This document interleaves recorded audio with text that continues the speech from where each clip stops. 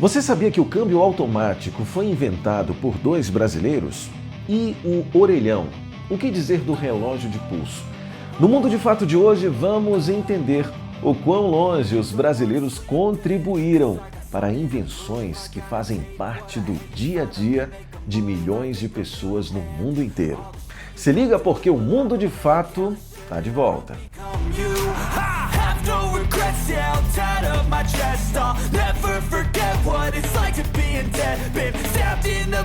Hoje vamos descobrir invenções incríveis de brasileiros que ganharam destaque por contribuírem para o avanço das invenções no mundo. Eu tô de volta a partir desse momento no Mundo de Fato. E a gente começa com uma invenção que, fez parte do dia a dia de muita gente.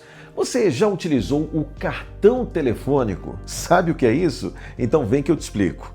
Hoje a maioria não sabe o que é isso, mas esses cartões ficaram famosos por substituir as fichas telefônicas usadas em orelhões para fazer ligações. Nelson Bardini é engenheiro civil e eletricista e foi, entre agosto de 1978 e outubro de 1987, pesquisador do Centro de Pesquisa e Desenvolvimento em Telecomunicações, um órgão que era vinculado ao sistema Telebrás de comunicação, antes da privatização em 1998. Nelson Bardini teve a brilhante ideia de criar um cartão telefônico feito de PVC e um circuito elétrico ligado a pequenas superfícies metálicas que daria créditos para ligações em orelhões. Logo se espalhou pelo mundo inteiro essa ideia inovadora, mas só foi oficializado no Brasil em 1992. Infelizmente, essa invenção enfrenta uma luta judicial por conta da patente, mas isso é assunto para outro vídeo. Mas aproveitando a conversa, deixa eu te fazer uma pergunta. Você já fez alguma ligação através do orelhão? Lembra ou sabe o que é isso? O orelhão também é do Brasil. O protetor de telefones públicos foi inventado pela designer Tchumin Silveira. Não sei se o nome está certo, mas ela nasceu na China, mas foi naturalizada brasileira. Na época, em 1970, ela chefiava a seção de projetos do Departamento de Engenharia da Companhia Telefônica Brasileira. Atualmente, a invenção de Silveira pode ser encontrada em países da América Latina, como Peru, Colômbia, Paraguai e também em países da África, como Angola e até mesmo na China. Você já viu um desses por aí ou não? Me conta aí, coloca nos comentários. O relógio de pulso também entra na lista, porém com diversas contestações. O relógio não era tão comum no universo masculino, mas era bem comum entre as mulheres. Portanto, quem teve a missão de familiarizar o relógio com os homens foi ninguém menos que Santos Dumont. Justamente por isso, há uma certa confusão sobre ele ser um inventor. Por volta de 1915, o chamado pai da aviação precisava cronometrar seus tempos de voos nas mais diferentes experiências que realizava. Nessa época, os homens ainda utilizavam os relógios de bolso, que tinham uma corrente para poder alcançá-lo com maior facilidade. Mas as necessidades de Santos Dumont eram bem diferentes. Ele precisava cronometrar e, por isso, precisava que esse relógio ficasse no braço para agilizar, para melhorar o processo. E por isso ele entrou em contato com o joalheiro, seu amigo Louis, justamente para ajudá-lo nessa missão. E foi a partir dessa encomenda, dessa conversa com o joalheiro Louis, que foi criado um modelo que pudesse ficar fixo no braço. Não é à toa que esse modelo se chamou Santos Dumont. Vale lembrar que a marca francesa mais famosa atualmente é justamente do joalheiro Louis Cartier.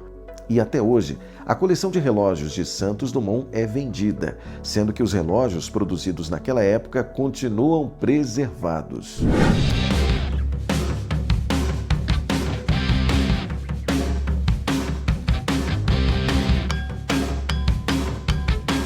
Mas agora vamos falar do câmbio automático.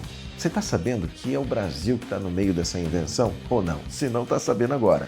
Dois brasileiros são responsáveis pela criação, pelo desenvolvimento do câmbio automático: José Braz Araripe e Fernando Lemos. E detalhe, essa informação foi confirmada, foi verificada pela Associação de Inventores e está lá. A marca desses dois brasileiros no desenvolvimento do câmbio automático. A tecnologia já havia sido esboçada em 1902, mas o invento funcionava apenas em altas rotações. Outro inventor que avançou a ideia foi Alfred Runner, que registrou um mecanismo com um funcionamento pneumático, mas a solução também não funcionava tão bem na prática. A história de José Braz Araripe e Fernando Lemos se estende além das fronteiras do Brasil.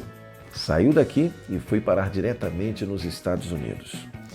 José Braz Araripe e Fernando Lemos se mudaram nos anos 20 para os Estados Unidos, justamente para trabalhar nas oficinas de reparos navais do Lloyd, companhia de navegação brasileira, e mergulharam sobre o projeto por mais de 10 anos.